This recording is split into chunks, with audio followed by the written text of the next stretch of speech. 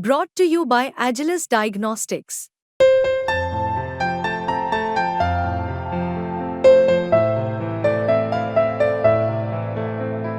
Agilus Diagnostics.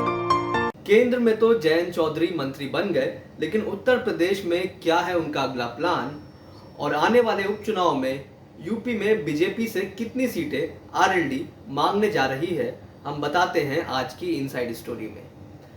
Jayant Chaudhary जो कि अब केंद्र में मंत्री बन गए हैं, क्योंकि केंद्र में एनडीए की सरकार आ गई है और सहयोगी दल के तौर पर आरएलडी से भी जो जयंत चौधरी को मंत्री बनाया गया है। लेकिन उत्तर प्रदेश में अब जयंत चौधरी की पार्टी अपने एक्सपेंशन में जुट गई है, क्योंकि जैसा कि पॉलिटिकल पंडित या एक तरीके से कहें कि पॉलिटिकल ऑब्जर्वर्स ये कहते हैं कि रीजनल पार्टीज क्यों सत्ता की तरफ ज़्यादा जाती हैं, खासतौर से जो छोटी पार्टी होती है, क्योंकि सर्वाइवल की कहीं ना कहीं बात होती है। जब वो सत्ता में आ जाती हैं तो सारे संसाधनों से भी वो मजबूत हो जाती हैं। अगर किसी बड़ी पार्टी के साथ अलायंस में भी वो सत्ता में आ जाती हैं, तो यही बहुत एक सही मौका होता है पार्टी को एक्सपेंड करने का, यानी पार्टी का कार्डर एक्सपेंशन करने का। इसी और अब जयंत चौधरी की पार्टी आरएलडी भी बढ़ने वाली है और जल्द ही मध्य यूपी, बुंदेलखंड और पूर्वांचल में भी ज्वाइनिंग शुरू होने जा रही है। पिछले दिनों बहराइच के एक बसपा नेता की ज्वाइनिंग हुई, अब इसके बाद तमाम ज्वाइनिंग्स यहाँ पर कराने की प्लानिंग है। इसके साथ साथ पश्चिम यूपी में भी पार्टी के संगठन को और बढ़ाया जाए। वहीं बागपत और बिजनौर में तो जीत मिल गई, लेकिन बाकी जगह खासतौर से मुजफ्फरनगर में, कैराना में बीजेपी को आरएलडी, एक तरीके से कहा जाए तो बीजेपी हार गई वहां पे, लेकिन आरएलडी साथ थी तब भी हार गई। तो अब आरएलडी का फोकस है कि जो सीटों पर एनडीए को हार मिली है पश्चिम में, वहां पर अपना संगठन मजबूत किया जाए ताकि ऐसी नौबत नहीं आए। जयंत चौधरी से जुड़े सूत्र ये भी बताते हैं कि जयंत चौधरी जल्दी लखनऊ भी आने वाले हैं और यहाँ पर वो मीटिंग लेंगे। जुलाई में के पहले हफ्ते या दूसरे हफ्ते में ये उनका दौरा लखनऊ में हो सकता है।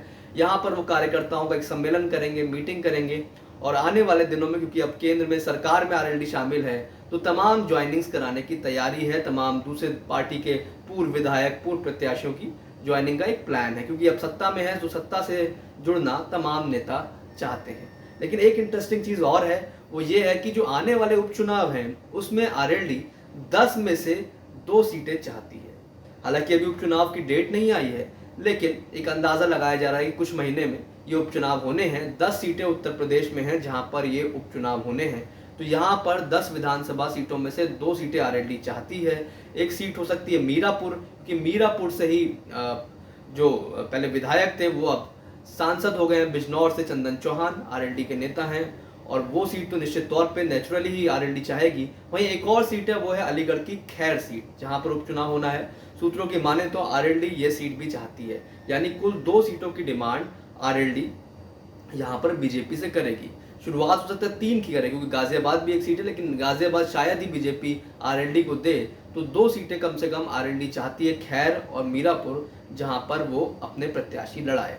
इसके अलावा आरएलडी अपना एक्सपेंशन भी पूरे प्रदेश में कर रही है, लेकिन इन 2 सीटों पर आरएलडी जरूर चाहती है कि वो यहाँ पर उपचुनाव लड़े। एक सीट पर दावा इसलिए क्योंकि वहां पर उन्हीं के विधायक अब सांसद हो गए हैं, वहां पर तो आरएलडी चाहेगी। वहीं एक सीट और इसलिए ताकि अपना एक ग्राफ यूपी में जो उनके विधायकों का नंबर है उसको वो बढ़ा सके अगर वो उपचुनाव में जीत हासिल कर लेती है।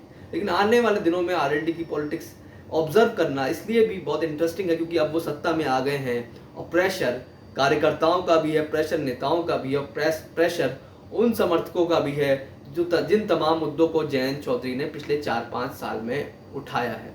कौशल विकास मंत्री हैं, लेकिन किसानों की आवाज़ वो किस तरीके से अलग अलग तरह से उठा पाएंगे, एक ये भी देखना होगा, क्योंकि पिछले 4-5 साल में जयंत चौधरी उनकी पार्टी ये मुद्दे उठाती आई है। फिलहाल जयंत चौधरी किसी को भी समय निराश नहीं करना चाहते। वो चाहते हैं हर तरफ का जो भी उनके कोर कार्डर है वो जुड़ा रहे पार्टी से, इसीलिए पार्टी के तमाम कार्यक्रम करने की प्लानिंग पूरे उत्तर प्रदेश भर में हो रही है।